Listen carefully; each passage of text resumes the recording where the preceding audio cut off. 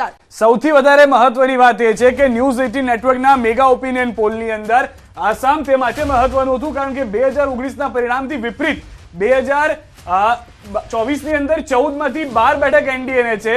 ઇન્ડી ગઠબંધનનો સફાયો અહીંયા જોવા મળી રહ્યો છે. 2 બેઠક અન્યના ખાતામાં જવાનું અનુમાન છે. 2019નું અસમનું પરિણામ હતું ભાજપ 9, કોંગ્રેસ 3, અન્ય 2. અહીંયા આગળ કોંગ્રેસ એટલે કે ઇન્ડીની જે 3 છે તે ભાજપમાં શિફ્ટ થઈ ગઈ હોય એટલે કે એનડીએમાં શિફ્ટ થઈ ગયું તેવું લાગી રહ્યું છે. 14માંથી 12 બેઠકો તેને જતી જોવા મળી રહી છે સંધ્યા, અને 2 બેઠકો પણ અન્યના ફાળે, ઇન્ડીના ફાળે નહીં. આનો મતલબ એ છે કે સીએ નો જે વિરોધ થઈ રહ્યો છે આસામમાં એની અસર અહીંયા શ્રદ્ધાબેન નથી જોવા મળી રહી. જે વિરોધ થઈ રહ્યો છે એની અસર તો બિલકુલ નથી ત્યાં. સંધ્યાબેન, સીએ છે ને ખૂબ જ જરૂરી છે કારણ કે હું ઘણા બધા આર્ટિકલ આના ફોલો કરી રહી છું. પહેલાં તો જે 3 દેશોની અંદર જે પોતાની જાતને ઇસ્લામિક કન્ટ્રી ઘોષિત કરી ચૂક્યા છે, અફઘાનિસ્તાન છે, પાકિસ્તાન છે અને બાંગ્લાદેશ છે.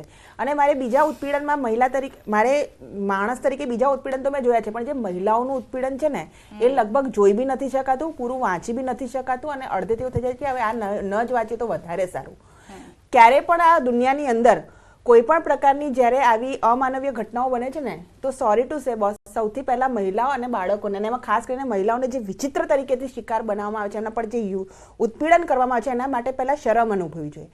એવા પ્રતાડિત લોકોની દીકરીઓ જોડે, વહુ જોડે જે બિહેવિયર થાય છે અને એમને ધાર્મિક જે છે શરણ ક્યાં મળશે? આમાં કઈ રીતે તમે માનવીય અભિગમ ભૂલી જાઓ છો? ક્યાં જશે હિન્દુઓ જે બાંગ્લાદેશની અંદર છે? ક્યાં જશે હિન્દુ, શીખ, પારસી, ઈસાઈ સમુદાયના લોકો જે લોકો અફઘાનિસ્તાનમાં છે, પાકિસ્તાનમાં છે? શું એમને આ દુનિયાની અંદર જે દેશ આ ધર્મ પાળે છે બહુ મોટા પ્રમાણમાં, શું એમનો અધિકાર નથી જીવવાનો? તો આના ઉપર ક્યાં હ્યુમન રાઇટ્સ જતા રહે છે? મને ખબર નથી પડતી આ કેવા હ્યુમન રાઇટ્સની વ્યાખ્યાઓ છે કે જે મને ગમે એ હ્યુમન રાઇટ્સ છે, જે મને ગમે એ માનવીય અભિગમ છે, જે મને ગમે મહિલાનો અભિગમ છે, બીજી પ્રતાડનાઓ ક્યારેય નથી જોવાની. તો આ મુદ્દા પર પક્ષાપક્ષી અને રાજનીતિથી ઉપર જઈને સંવેદના સાથે કહેવામાં આવે છે. 2019 કરતા અહીંયા પ્લસમાં જોવા મળી રહ્યું છે, જ્યારે કે પાર્થિવભાઈ આપ તો માઇનસમાં જઈ રહ્યા છો, 1 માઇનસમાં જઈ રહ્યું છે. રાહુલ ગાંધીની યાત્રા પણ નીકળી, અસર નહીં થાય. સંધ્યા, આમાં કેટલો તમારો સેમ્પલ સાઇઝ છે? સેમ સેમ્પલ સાઇઝ છે. કેટલું સેમ્પલ સાઇઝ એટલે હું એટલા માટે પૂછું છું કે જ્યારે સર્વે થતો હોય ને તો કમસે કમ 1% ટોટલ જેટલી સંખ્યા હોય ને એનો એટલીસ્ટ 1% જે લોકો મત આપે છે એમના પર વિશ્વાસ નથી. 1% તો હોય કે નહીં સેમ્પલ સાઇઝ? તો તમારો આંકડો બોલો ને. હવે તો એમ જ કહીએ છીએ કે તમારો આંકડો હોય ને. હું તો કહું છું કે તમારા આંકડાથી વિપરીત પરિણામ આવશે. તો અમે સત્તામાં બેસવાના છે, પણ સત્તામાં બેસવાના છે. ઇન્ડિયા ગઠબંધન સત્તામાં બેસવાનું છે. અચ્છા, તમે કીધું હવે તમે એમ નહીં જઈ રહ્યા છે, રાજસ્થાનમાં જઈ રહ્યા છે, ગુજરાતમાંથી જઈ રહ્યા છે, તો કેવી રીતે તમે આવશો? રાજસ્થાનના ચાલુ સાંસદ કોંગ્રેસમાં જોડાય ત્યારે તમે કેમ નથી કહેતા? હરિયાણાના ચાલુ, એટલે ત્યારે કોને કે કોંગ્રેસમાં જોડાય ને ભાજપના ચાલુ સાંસદ, જે જીતેલા સાંસદ છે, ભાજપમાં ચૂંટાયેલા જે સાંસદ છે એ કોંગ્રેસમાં ક્યારે આવે છે એની પર ચર્ચા થાય. અને હમણાં જે વાત કરી કે તમે જો કદાચ તમે રિસર્ચમાં, કદાચ આંકડામાં તમે કદાચ સાચા હશો એવું તમે માની શકો, પણ હું કદાચ તમારી વાતથી સહમત ના પણ હોઉં.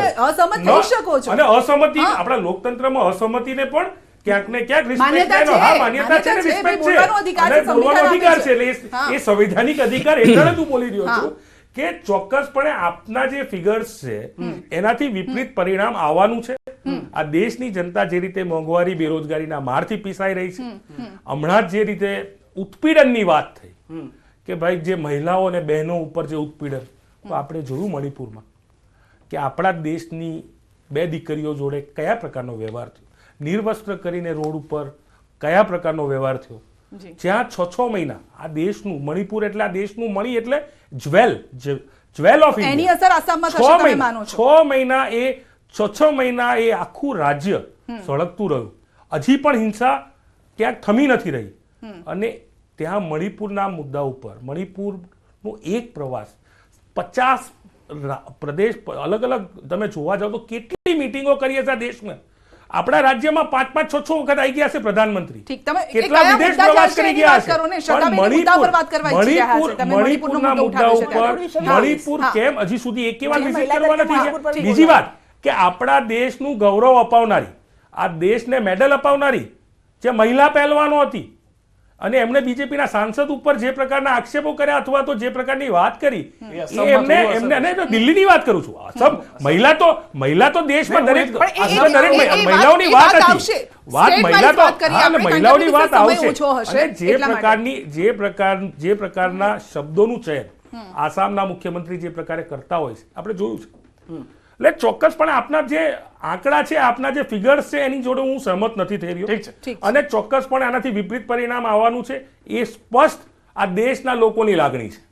શ્રદ્ધાબેન, પછી નિલેશભાઈ પાસે જઈએ. આપનો સંધ્યાબેન, અહીંયા છે ને એમણે સ્ટેટ વાઇઝ ચર્ચા પાર્થિવભાઈએ એકદમ ટાળી દીધી અને આખો મુદ્દો જનરલાઇઝ મહિલાઓનો કરી દીધો. પણ હું મણિપુરથી ભાગવા નથી માંગતી, કારણ કે મણિપુરના જે છે દ્રશ્યો એ બિલકુલ સાંખી લેવા એવા નથી અને એના ઉપર પ્રધાનમંત્રી નરેન્દ્ર મોદીજીએ સ્પષ્ટ રીતે મીડિયામાં એને એમના વચનો કહ્યા છે અને એના ઉપર કામ કર્યું છે. પણ આ દેશની અંદર કાશ્મીરની જોડે પંડિતની હિન્દુ દીકરીઓ જોડે શું થયું હતું એ ન ભૂલી શકાય. બાંગ્લાદેશની અંદર સંદેશ ખાલીમાં શું થયું એ ન ભૂલી શકાય. રાજકોટ કાશ્મીરથી કન્યાકુમારી સુધી કોઈ પણ પાર્ટી હોય જેની જે પાર્ટી હોય જેની જે સરકારો હોય